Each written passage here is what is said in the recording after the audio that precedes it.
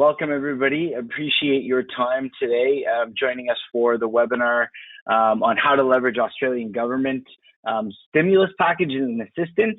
Very excited for us to be joined by Jackie Attard, from the CEO from Realize Business. She's here to help us walk through the specific stimulus packages and what we're actually on offer today. So Jackie's joining us. She's going to kind of walk us through exactly what we have on offer from the government, how you can get attached to those, and then just some key tricks and tips she's seeing in small, medium-sized business. So she'll be joining us shortly, and probably will do a short introduction of herself as well. My name is Jamie DeVoe. I'm the sales director for SolarWinds MSP in Asia Pacific. I've been in the industry now for over 10 years, more specifically in Australia for those 10 years and 2 years overseas in North America, specifically Canada. So basically working in the space, been through a couple of issues in the world, global financial crisis in 2008, and obviously, going through this pandemic, which isn't good for anybody. But seeing customers really be able to thrive and kind of get through this, and some of the positivity that I'm seeing in the market is actually welcoming, and I'm glad to kind of see it.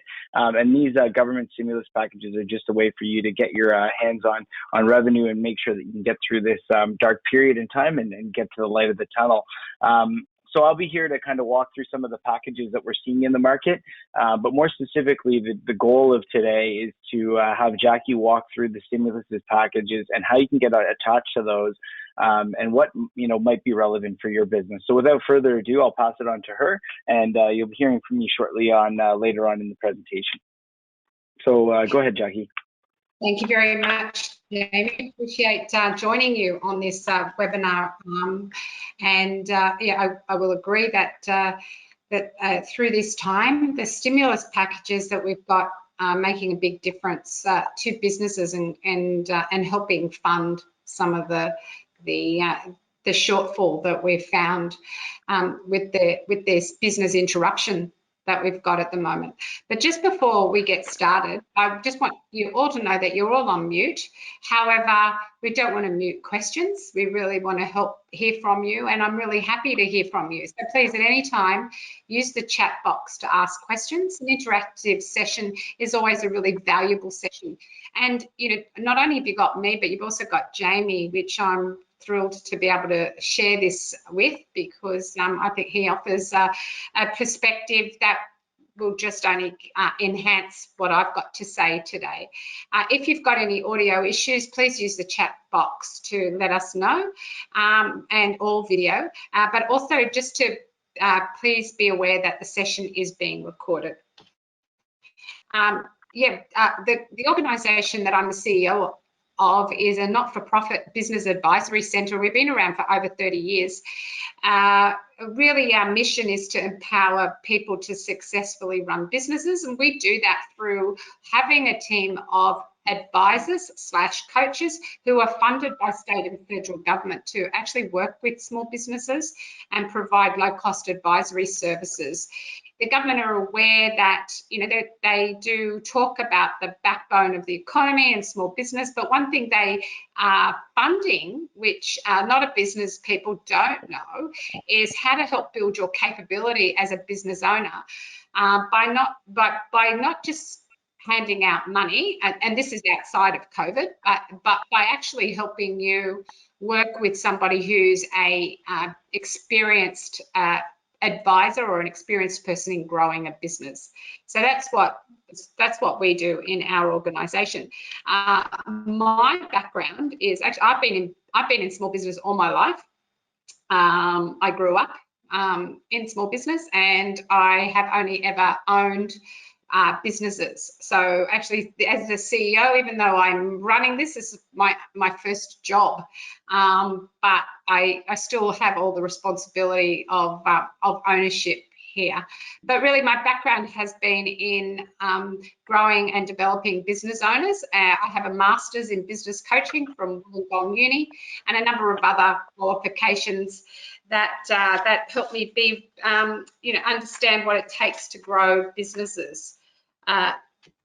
I want to talk today specifically around the stimulus packages. And look, they've been around for a little while, so I'm going to gather that a lot of you know a little bit about it, but I want to go through every day, new things are coming up.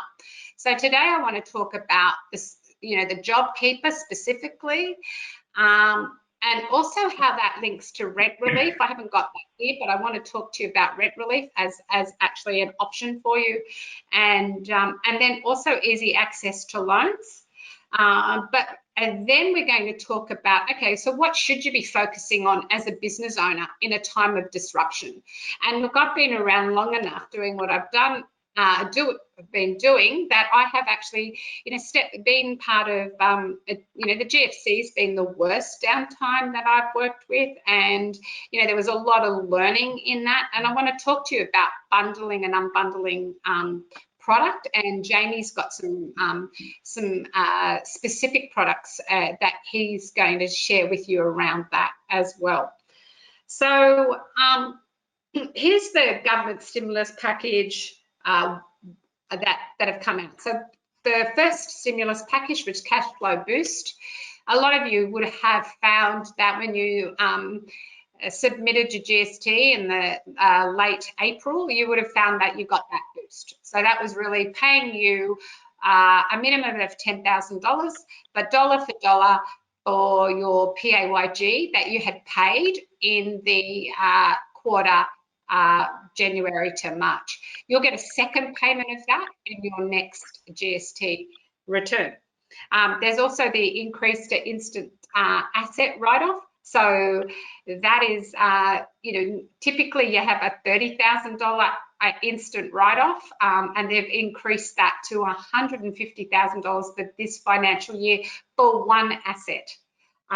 So I'll talk a little bit about that. So what that means for you is that if you wanted to, say, purchase some new vehicles, it's not $150,000 in total, it's $150,000, per asset.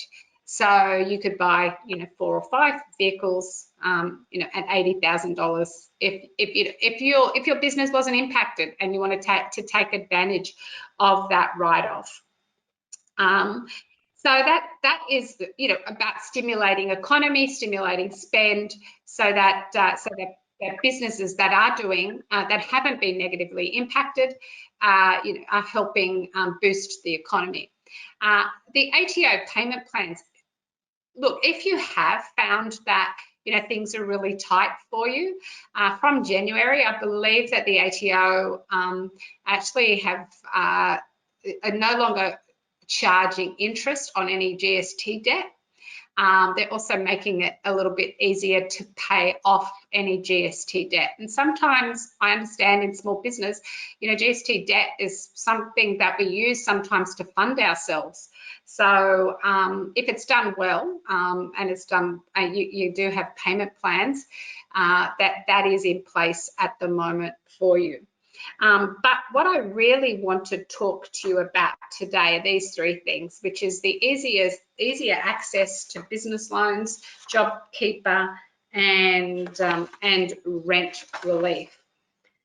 So JobKeeper eligibility is really what it is, which I'm sure a lot of you know, is a wage subsidy, and it's $1,500 before tax payment.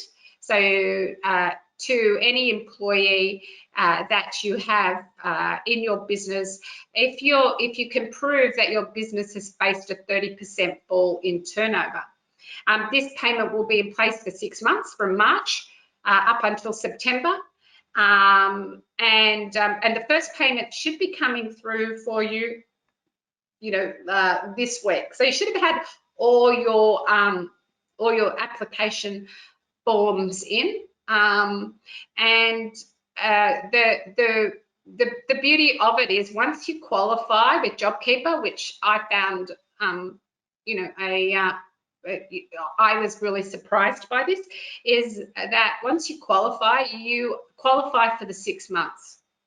So that's you just need to every month send in a form which gives your projected revenue for the following month, but it's just, no one's judging that and no one's checking that. So once you've proven 1 month, so if you're able to prove April 2020 has dropped in revenue by a minimum of 30% compared to April 2019, you're in the scheme.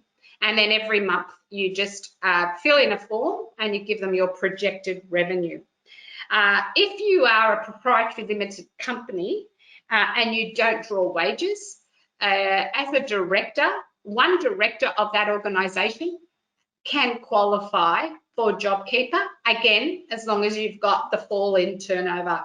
So if there's 2 of you, if you're a husband and wife team, or if you got any form of partnership, and you don't draw wages, only one of the directors qualify for it.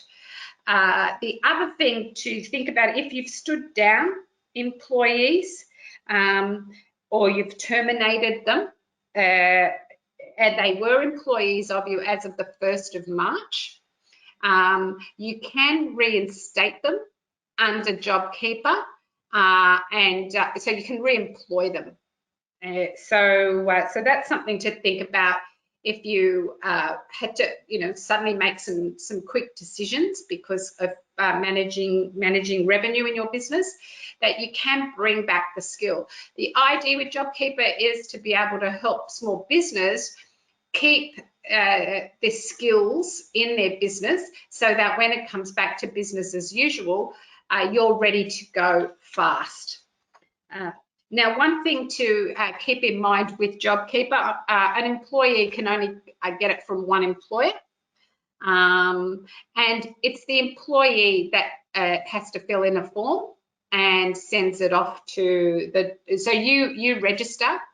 You then ask your employees to fill a form in, and then you get that form and you submit it. Now, a lot of your tax agents, whether it be your bookkeeper or your accountant, is the best person to help you with this.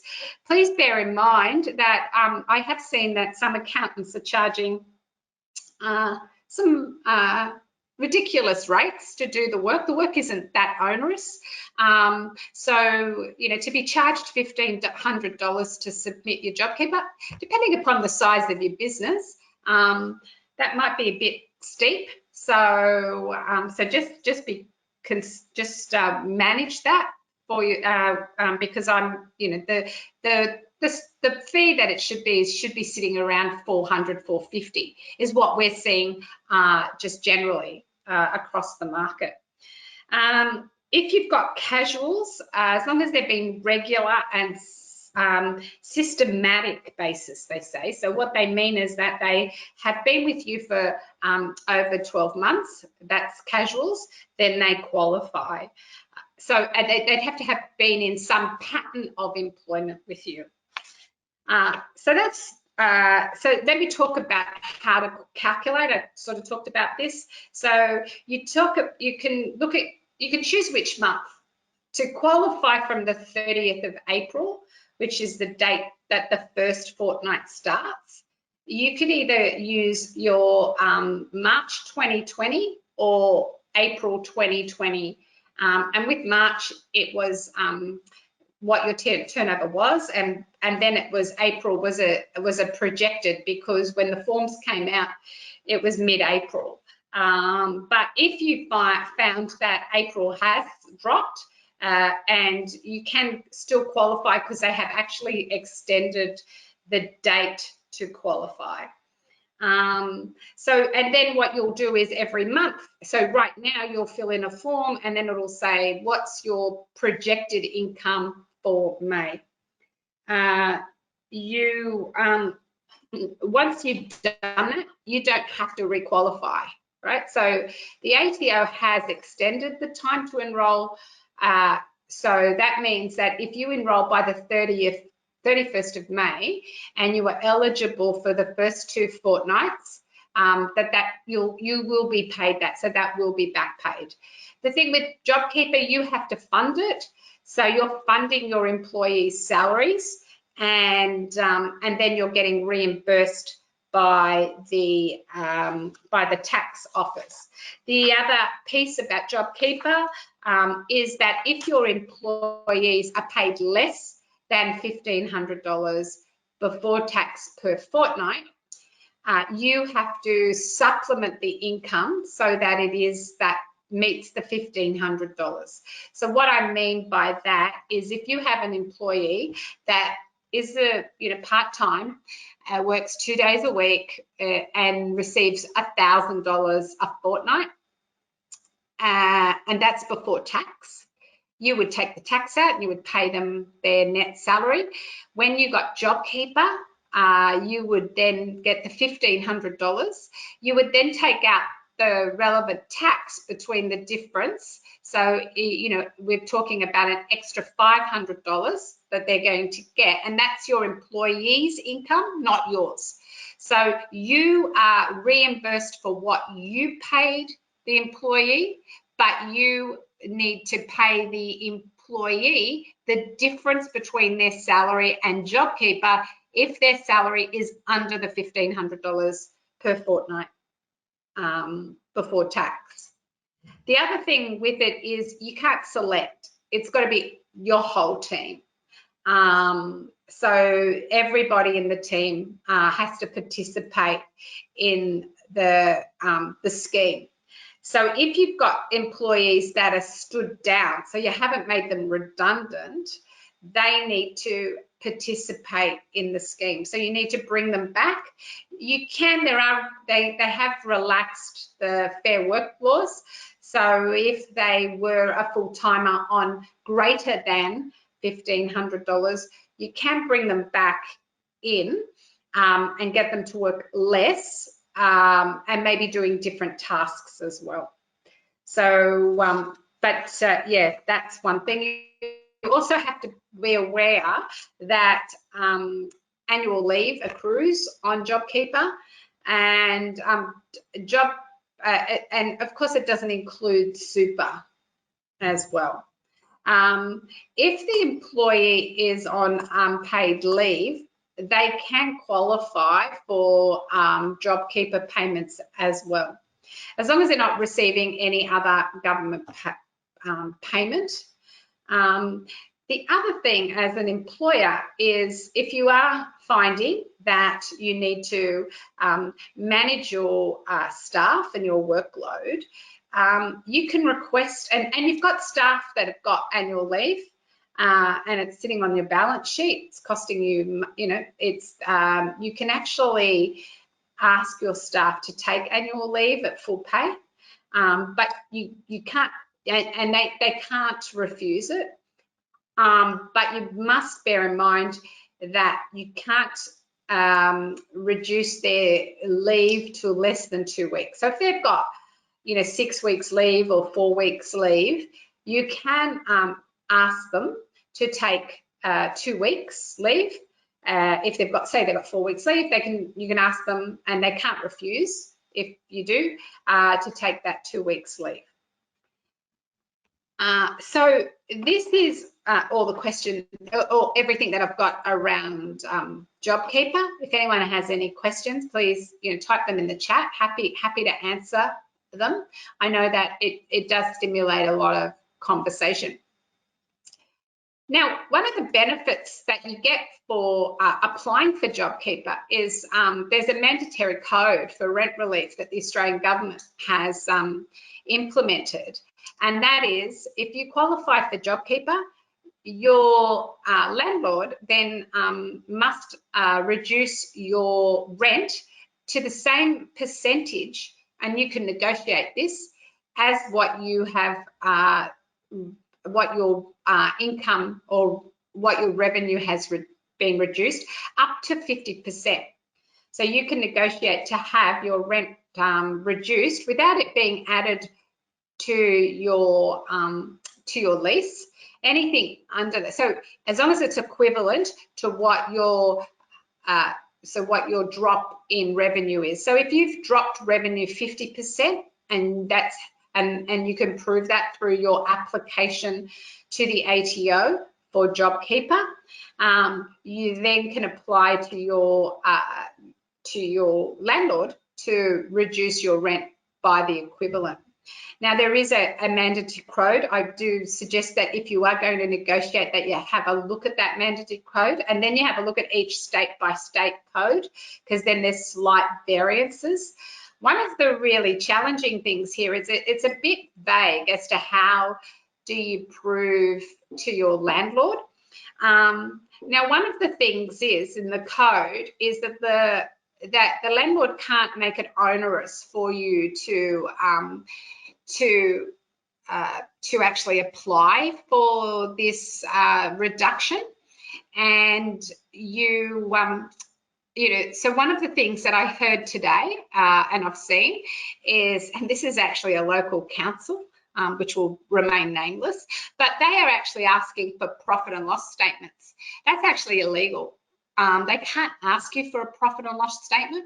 What you're proving to them is revenue, because a profit and loss statement to me is a commercial in confidence document, and your landlord, that's actually outside of what they require. It's just on revenue. So all you need to provide them with is proof of revenue reduction, and then you can negotiate with them. Depending upon, are you dealing with an agent for a landlord, and they can be, they can be unnecessarily, block this or make it a little bit tough for you, because you got to bear in mind that that's impacting their their payment every month, because they get paid percentage on the rent that they bring in. But there is this is a code, and so that's why I really stress for businesses, if you can demonstrate a decline in revenue for 1 month only. If it's not March, if it's not April, maybe it's going to be May, right? Because depending upon your business and the clients that you've got as to how the cash flow has impacted you, or your invoicing, and your invoicing maybe for May may be impacted. You can apply for it in May. You can actually apply any time in the 6 months. So if you apply in May, you then qualify till September. So from the month that you qualify, you'll qualify till the end of the 6-month program. So the benefit of that is then you can also look at negotiating this with your landlords, which could be significant for some businesses. Now, what I want to also talk about is is borrowing money, and then I want to talk about cash flow. So borrowing money. There was if you've got issues with cash flow and you're struggling with debt, really speak to your lender, negotiate arrangements, and it could never be a better time to do that for a business than now. So, I really would just want to stress to comply with your loan. Now, the federal government has underwritten a few $1 billion and handed that access to banks to give coronavirus SME guarantee scheme. And the idea with it is it's quick and efficient access to credit for small business, because we do know that in small business, it's really challenging to get money from banks. I do want to just make a caveat that my advice that I'm giving you, I'm not a financial advisor, and the advice that I'm giving you is general in nature, and that please do speak with someone specifically about your particular situation and your specific circumstances.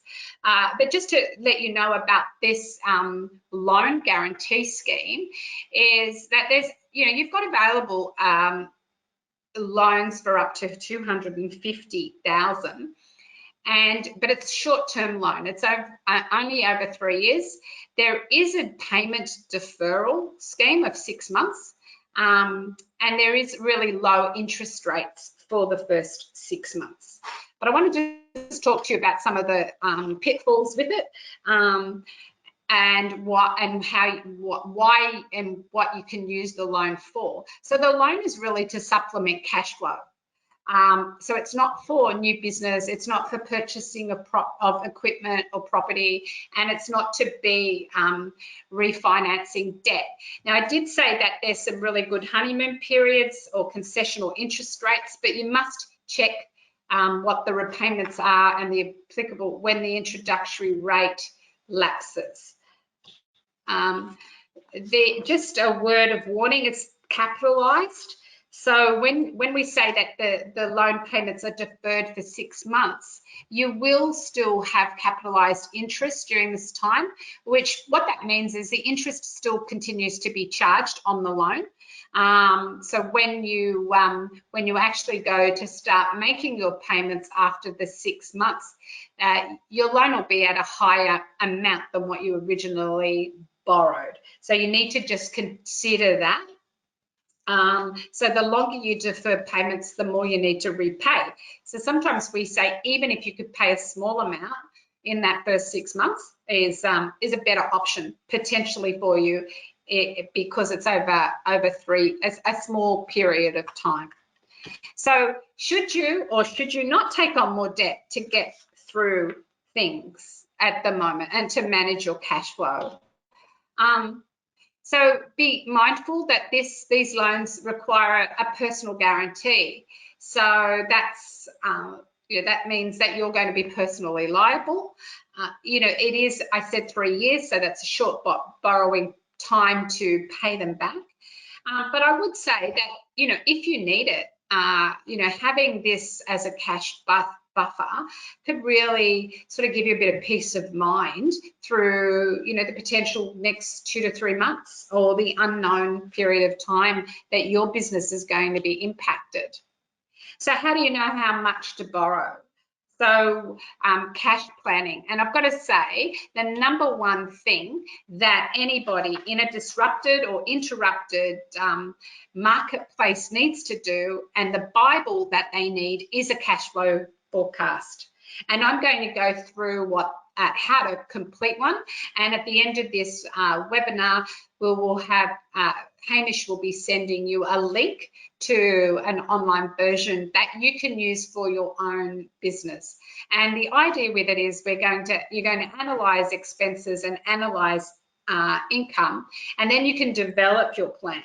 You can actually then determine if you do need more cash and when are you going to need the cash.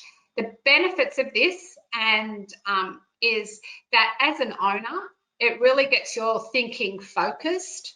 You can see what's coming in and what you have to pay, and you can work out how much cash you're going to need.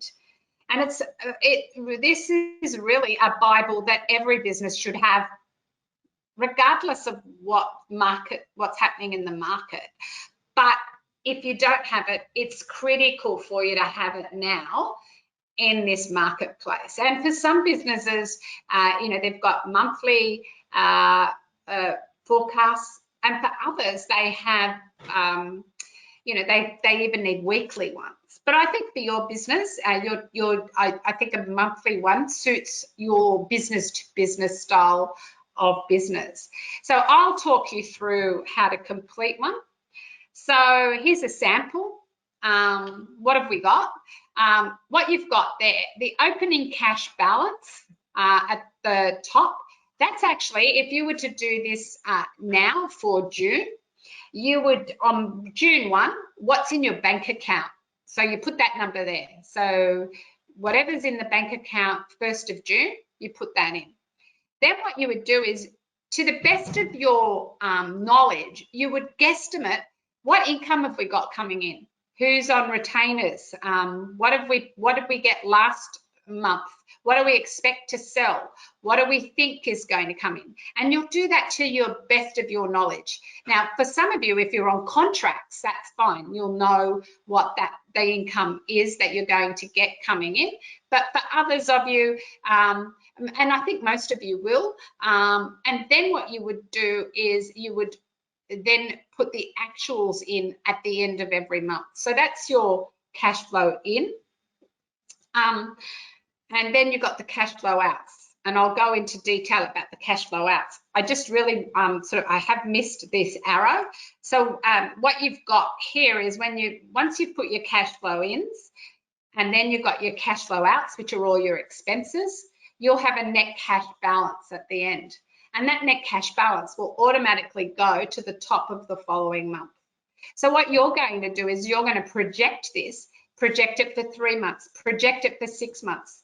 It is good business practice to project this for 12 months and actually work to it. And at the end of every month, you actually then go in and do your actuals based to your forecast, and then the numbers will all shift.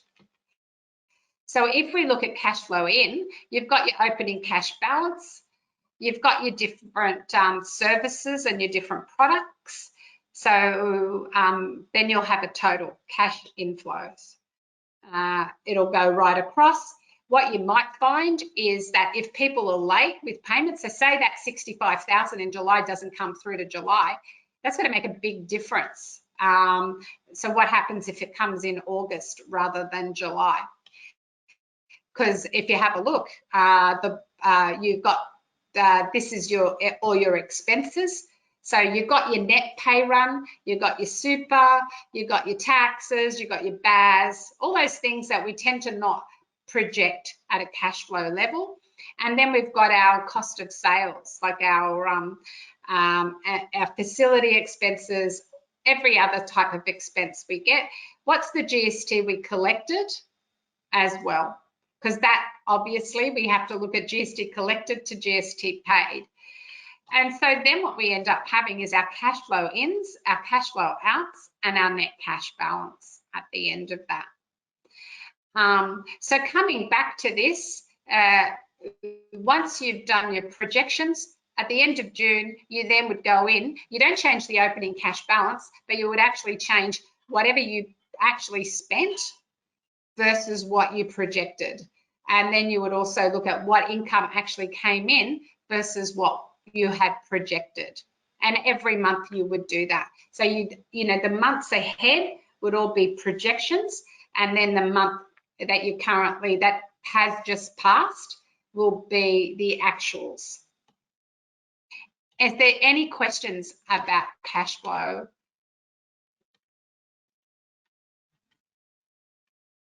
Great. Okay, well, I'll move on to, and I'm going to hand over to Jamie, but I just wanted to talk to you about this framework, which is your product framework.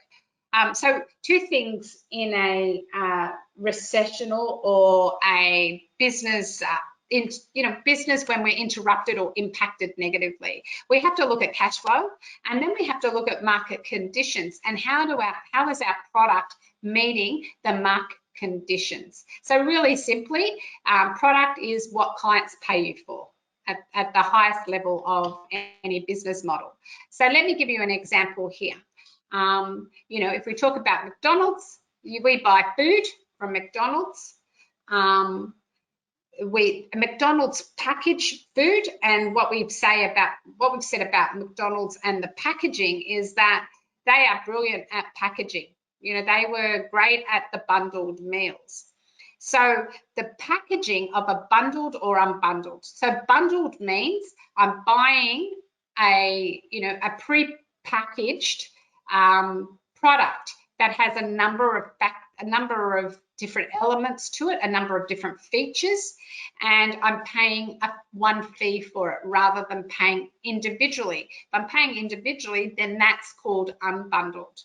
What I want to also speak about here with a bundled meal, well, we talk about bundled, we talk about a cheeseburger, fries, and Coke.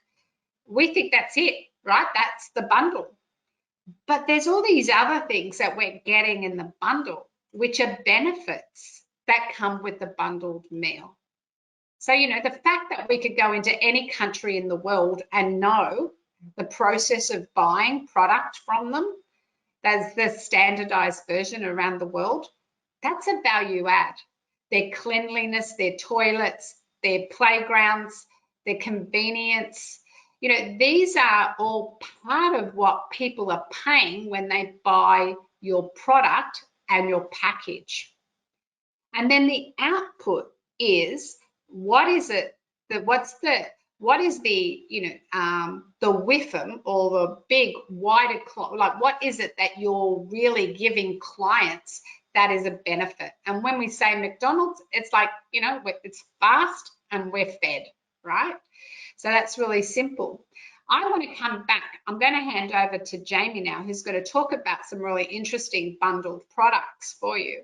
But I want to come back, and I particularly want to just chat to you a little bit about the packaging in this particular framework and how it relates to you. So Jamie? Thanks, Jackie. Appreciate that.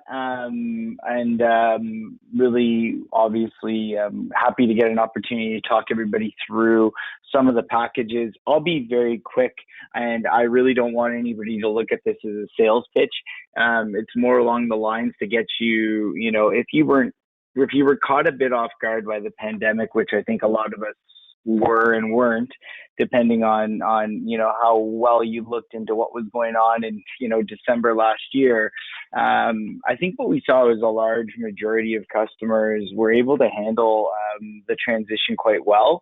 I think where we saw a large majority of customers actually see a downturn in their business was if they were specifically, you know, stuck into what what the government deemed as non-essential businesses.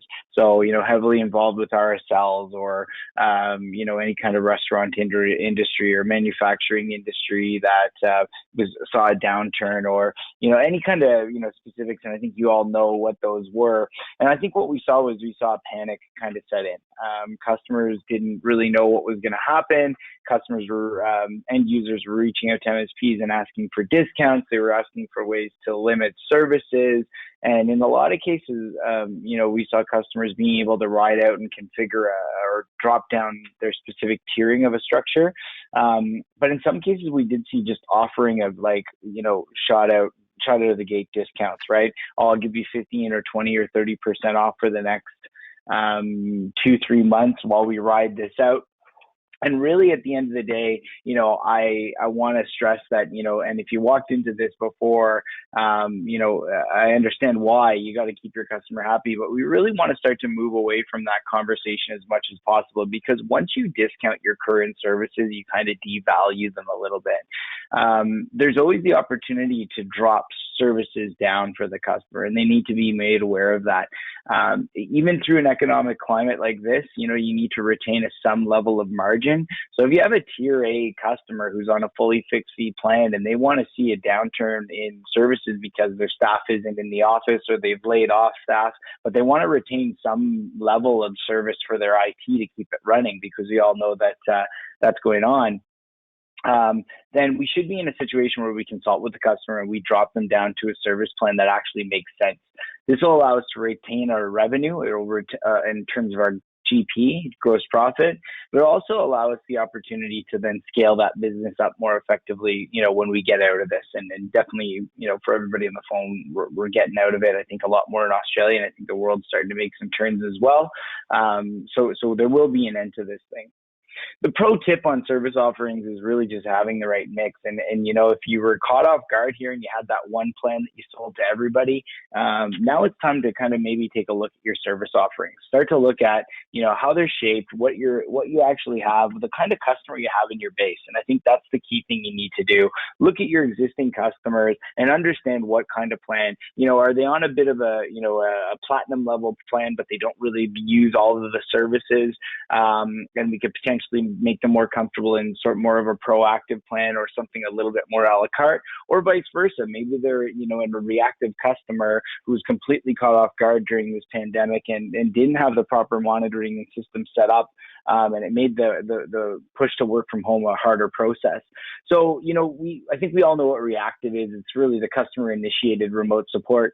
The security, typically they'll have an existing software in place that they picked up, from another vendor, an AV or something along those lines. They'll have existing support software around backup. Typically they're doing like a tape backup still in some cases. And they've probably moved to Office 365 because, that's where we're going globally. And then professional services, they'll get regular procurement work and assistance. So just your time and material. A la carte, we preach this model for years, and I think it's still relevant, which is, giving the customer a restaurant list an itemized kind of menu of what services you offer, and allowing them to pick and choose what services they feel are most important to them through explanation. So, having a bit of a portfolio of all the services from managed AV, managed patch, a big question nowadays is EDR, endpoint detection and response, next gen AV. There's a lot more marketing going on. How do you actually explain to a customer the difference between antivirus and endpoint detection and response?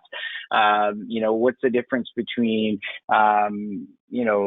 mail archiving and spam filtering? So really getting into that, a la carte model where you're explaining to the customer the specific things that you offer and actually allowing them to kind of pick and choose that a la carte menu that they want. You then have your proactive program, which is, probably pretty much the most popular program in Australia and New Zealand. And this is where we're doing, regular proactive monitoring, routine maintenance, monthly reporting, quarterly review. I always like to fall back to an oil change, right? Like you have to get the car serviced every 5,000 miles or whatever the case might be. And we want to go back into that conversation with the customer. You need routine service on your environment. You need routine security, and that needs to be consistent. And we're going to manage that for you and make sure those holes are filled and that we're running a safe environment, especially now with, the work from home ideology. Backup management, managed documents at some level, cloud-based infrastructure management, and then, CIO, CTO level services, we're actually consulting with the customer. And then you got your fully managed fixed fee service, which is, all of your all-inclusive service. It's usually wrapped around a 24/7, 365 SLA, where you're going to be on call all hours of the day and night to ensure that the site's up and running and that they have 99.9% business availability. So if you have a specific offering across the board and why that's important, I think, most of you have heard me rattle on about this for the past 10 years, these different programs. Having a good level of specific offerings doesn't mean that you can't have a customer in between these offerings. Doesn't mean you can't have a customer in between proactive and managed or a la carte and proactive. But at the end of the day, you have a clear divide of where those customers sit. So you may have 25% of your customers in reactive, 25% in a la carte. You might have 25 in proactive, 25 in managed, and you can actually look at all those customers and make a business decision. What we saw massively happen over the past couple of weeks or initially on in terms of the COVID pandemic was a lot of customers started to tier down their customer sets. Especially in cases where customers, were laying off employees or their employees were no longer there. We saw a massive downturn in that side. And when we saw that, what customers did was they wanted to retain some level of IT service. So they would just scale down their service offering, and that seemed to fit really well because they were able to reach the budget the customer was looking for while retaining their gross profit. I heard some rustling that, JetBlue in Canada, where I'm from, they were billing at about $5 million a week in flights, and they went down to about 85,000 when this hit. So it was a massive split. massive hit, and they had to lay off a lot of employees. But the one thing that they kept running consistently was their IT. So you know, we know that in MSP we're in a good place because we're in a lot of cases we're in charge of the IT, and that's the only thing that's not going to move. But we want to make sure that we're able to accommodate a customer from a budgetary requirement, and not always have to discount down. Next slide, please. Oh, yeah, sure. If I do I have control? Maybe not. Okay, so there's a minimum level of acceptable response or security I think we're seeing. You know, and the security chat is the conversation. If I'm going to be clear, we've had in the month, past 2 months, we've had our highest sales months. And that hasn't necessarily been attributed to customers buying more licenses, obviously, because they're looking to retain revenue. Not a lot of customers are growing during this pandemic, and they're not really exactly going out and buying more N-Central or RMM licenses to add new customers on. What they are buying a heap of is our security products. And I'm not trying to sell you on ours more specifically, guys. Obviously, I'd love if you took a look at any of our AV solutions, EDR, mail, web, patch. But at the end of the day, this is more of an overview for you to understand what are the, you know, the key levels of security that we saw sold over the past couple of months.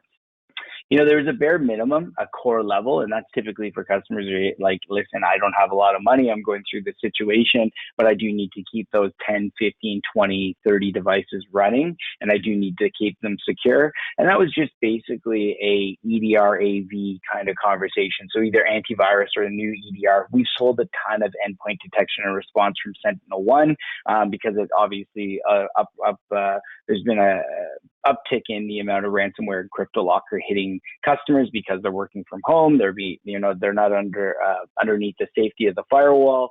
So we've seen a lot of EDR purchases more specifically.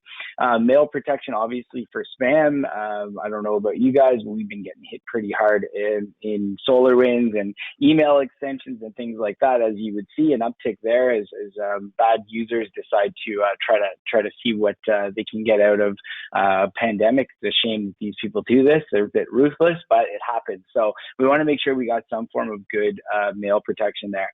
A level of web protection, and that would be, you know, obviously limiting the ability for websites, customers to travel to specific websites.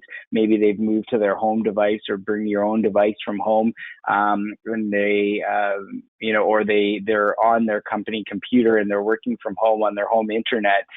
We want to make sure that we lock them down so that they can't go to malicious websites and download, you know, material that might harm the network. We then have patch management, so obviously keeping security up and running. So those four things we just saw, like at a bare minimum, there was an uptick in the services offered around that. Obviously then basic user training, showing people how to log into, you know, VPN or whatever the case was, making sure that they knew how to do that. On the advanced level, you know, this is probably the pack we saw the most because there's a lot of security conversations going around, which is like, you know, an endpoint protection program, which was, you know, split between AV and EDR. A lot of customers just moved everybody to EDR, but AV, EDR split, mail, web protection, patch management. There's application control, security awareness training, making sure customers know, you know, hey, like you're not now behind this firewall. There's a lot more risks involved. You need to be more protected, and running a specific training around that. Internal vulnerability management, password management, making sure that they were going through and you know, leveraging a product like LastPass, or, you know, from MSP here at SolarWinds, we have Passportal, making sure that customers, you know, are doing a proper move to password management. We did it here in SolarWinds as well. Two-factor authentication and advanced firewall. And then your more comprehensive program, which is obviously stock standard EDR, eliminating AV completely and just pushing EDR as a sole product. Mail protection, web protection, secure web gateway, patch management, application control, security awareness, training with live updates. This is consistent training around IT, something that we have the luxury at SolarWinds of getting on a consistent basis. Our team is quite good at making sure our employees are informed of what they're doing and what's going on. Password management, two-factor authentication, IAM, and advanced firewall. And then continued assessment. We're really working with the network log monitoring, IOC, there's threat hunting, vulnerability management that you can sell on top, and MDR and SOC services that are out there as well. So, that's really comprehensive, high level, and typically for, high level financial services companies, potentially medical, customers that, do have a vulnerability and could get hit. And don't think about your customers more specifically, think about your customers. I mean, there's a lot of cases where that marketing department might hold specific information for their financial provider, and that hacker could use that small, medium-sized business to get to the bigger fish. So you always got to keep that in mind when you're having these conversations with your customers and make sure they're aware of the threats that are out there. The other thing we saw was, these were sold as a secondary to the managed services program. We didn't see a lot of customers go out there and say, we're going to wrap this around your platinum program. We actually saw this as a stack offering on top of the previous slide, the tiering prices, because it was more defined around specific security and not so much about the day-to-day business availability, obviously because there wasn't as many people working from an office. Next slide, please, Jackie. Thanks so much. So the core bundle, I mean, we were seeing an offering price, and this would be, average in Australia, if I'm honest. The average inclusions pricing security bundle suggestion was a cost per employee of around $15. And that included the managed endpoint protection, usually AV at that price. Endpoint detection is quite expensive. It's about $3 on the license as opposed to an AV, depending on what provider you're going with. Typically we'd see that around a 20-person environment, netting around $300. You would wrap endpoint detection, patch management, mail, and web protection.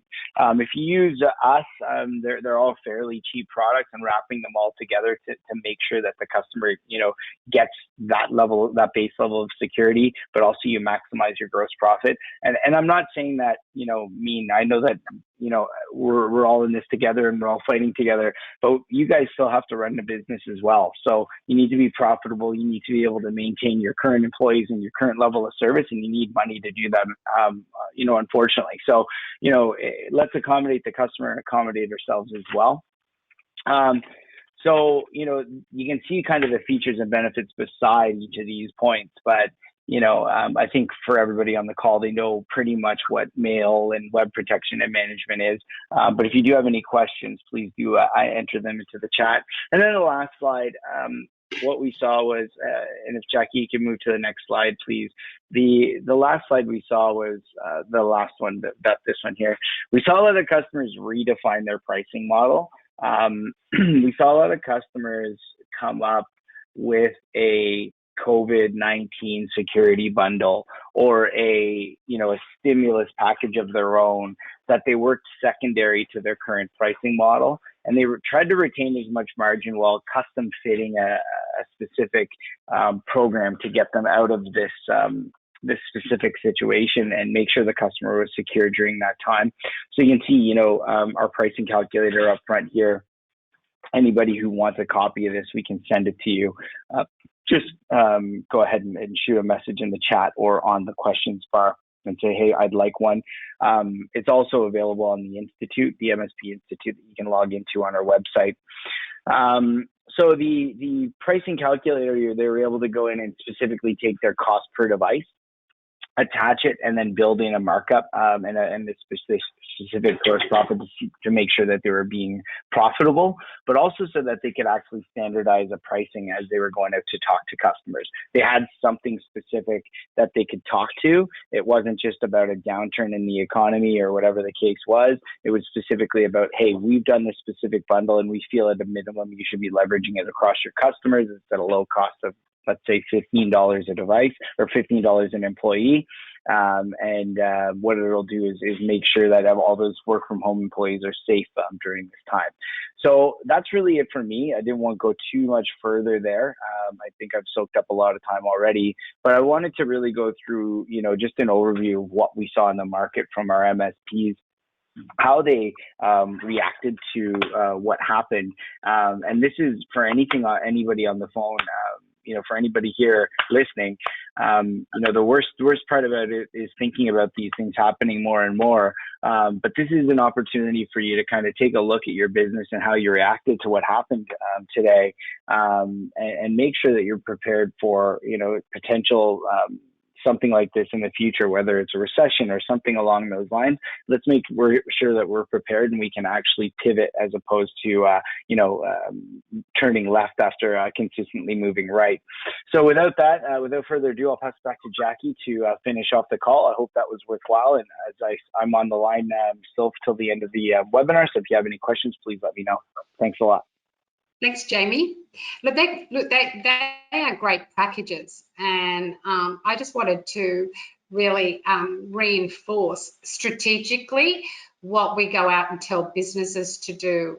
And this is a model that we used extensively. It's quite simple. Like, business models don't have to be complicated, and we actually thrive. We really thrive on being able to provide business models that you can actually work through with your whole team, rather than complex MBA models. But what Jamie really pointed out there was what we were doing pre-COVID now may not be relevant. And then what are you going to do post-COVID? So looking at strategically planning for that.